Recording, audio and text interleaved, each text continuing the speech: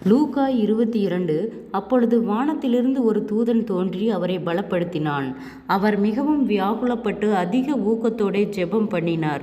அவருடைய வேர்வை இரத்தத்தின் பெருந்துளியாய் தரையிலே விழுந்தது. அவர் ஜெபம் பண்ணி முடித்து எழுந்திருந்து தம்முடைய சீசர்களிடத்தில் வந்து, அவர்கள் துக்கத்தினாலே நித்திரை பண்ணுகிறதைக் கண்டு, நீங்கள் நித்திரை பண்ணுகிறதென்ன? சோதனைக்குட்படாதபடிக்கு எழுந்திருந்து ஜெபம் பண்ணுங்கள் என்றார். அவர் அப்படி பேசுகையில் ஜனங்கள் கூட்டமாய் வந்தார்கள். அவர்களுக்கு முன்னே 12 பேரில் ஒருவனாகி யூதாஸ் என்பவனும் வந்து இயேசுவை முத்தம் செய்யும்படி அவரிடத்தில் சேர்ந்தான். இயேசு அவனை நோக்கி, யூதாசே, முத்தத்தினாலேயா மனுஷகுமாரனை காட்டிக் கொடுக்கிறாய் என்றார். அவரை சூழ நின்றவர்கள் நடக்கப் போகிறதைக் கண்டு, ஆண்டவரே, பட்டயத்தினாலே வெட்டுவோமா என்றார்கள். அந்தபடியே அவர்களில் ஒருவன் பிரதான ஆசாரியனுடைய வேலைக்காரனை வலது காதார வெட்டினான். அப்பொழுது இயேசு, இம்மட்டில் நிறுத்துங்கள் என்று சொல்லி அவனுடைய காதை தொட்டு அவனை சொஸ்தப்படுத்தினார். பின்பு இயேசு தமக்கு விரோதமாய் வந்த பிரதான ஆசாரியர்களையும் தேவாலயத்து சேனைகள் தலைவர்களையும் மூப்பர்களையும் நோக்கி, ஒரு கள்ளனை பிடிக்க புறப்பட்டு வருகிறது போல நீங்கள் பட்டயங்களையும் தடிகளையும் எடுத்து புறப்பட்டு வந்தீர்களே. நான் தினந்தோறும் தேவாலயத்தில் உங்களுடனே கூட இருக்கையில் நீங்கள் என்னை பிடிக்க கை நீட்டவில்லை. இதுவே உங்களுடைய வேலையும் அந்தகாரத்தின் அதிகாரமாய் இருக்கிறது என்றார். அவர்கள் அவரை பிடித்த பின்பு பிரதான ஆசாரியனுடைய வீட்டில் கொண்டு போய் விட்டார்கள். பேதுருவும் தூரத்திலே பின் சென்றான். அவர்கள் முற்றத்தின் நடுவிலே நெருப்பை மூட்டி அதை சுற்றி உட்கார்ந்தபோது பேதுருவும் அவர்கள் நடுவிலே உட்கார்ந்தான். அப்பொழுது ஒரு வேலைக்காரி அவனை நெருப்பண்டியிலே உட்கார்ந்திருக்க கண்டு அவனை உற்று பார்த்து, இவனும் அவனோடு இருந்தான் என்றாள். அதற்கு அவன், ஸ்திரியே, அவனை அறியேன் என்று மறுதலித்தான்.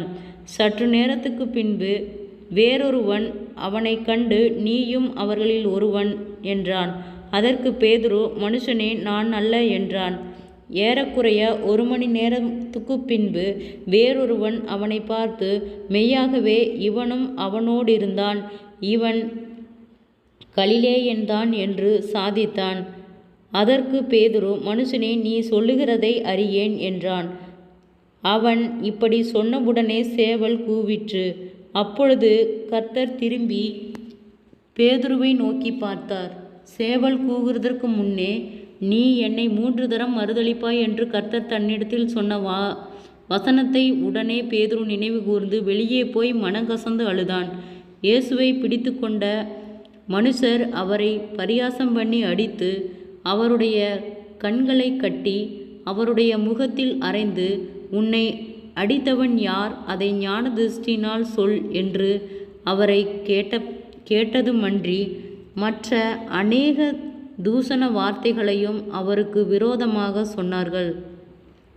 விடியற்காலம் ஆனபோது ஜனத்தின் மூப்பரும் பிரதான ஆசாரியரும் வேதபாரகரும் கூடி வந்து தங்கள் ஆலோசனை சங்கத்தில் அவரை கொண்டு வந்து நிறுத்தி, நீ கிறிஸ்துவா?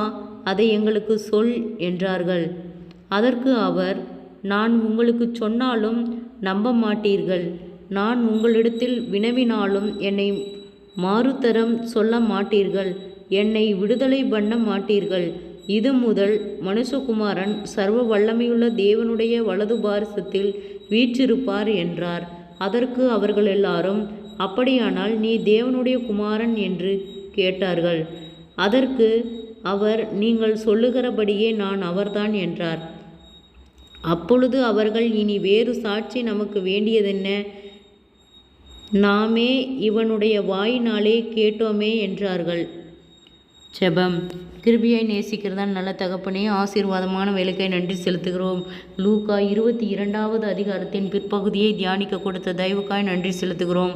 ஆண்டவரே, இந்த வார்த்தையின்படி ஆண்டவரே எங்களுக்கு ஒரு உணர்வை கொடுக்கும்படியாய் நாங்கள் செபிக்கிறோம். ஆண்டவரே அப்பா, நாங்கள் 1 மணி நேரமாவது விழித்திருந்து செபிக்கக்கூடிய கிருபையை கர்த்தர் எங்களுக்கு தரும்படியாய் செபிக்கிறோம். ஆண்டவரே அநேக சோர்வுகள், பலவீனங்கள், பாடுகள் எல்லாவற்றுக்கும் நீர் எங்களை விலக்கி காக்கும்படியாய் செபிக்கிறோம் ஆண்டவரே.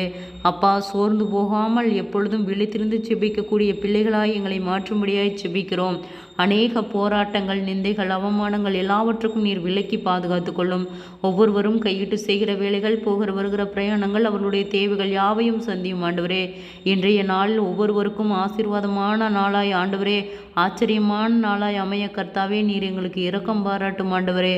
குறைவுகள் எல்லாம் கிறிஸ்து இயேசுவுக்குள் மகிமையால் நிறைவாக்கப்படும்படியாய் செபிக்கிறோம் ஆண்டவரே. வியாதிகளோடு பலவீனங்களோடு இருக்கிற ஒவ்வொருவருக்காய் செபிக்கிறோம். அற்புத சுக பலன் ஆரோக்கியத்தை கட்டளையிடும் ஆண்டவரே. பேதுருவை போல் நாங்கள் மறுதளிக்கிற பிள்ளைகளாய் இராமல் ஆண்டவரே, அப்பா, நீடிய பொறுமையினாலும் ஆண்டவரே, கிருபையினாலும் இரக்கத்தினாலும் உம்முடைய தயவினாலும் ஆண்டவரே, உமக்கு உண்மையுள்ள பிள்ளைகளாய் நாங்கள் வளர கர்த்தாவே நீர் எங்களுக்கு இரக்கம் பாராட்டும் ஆண்டவரே.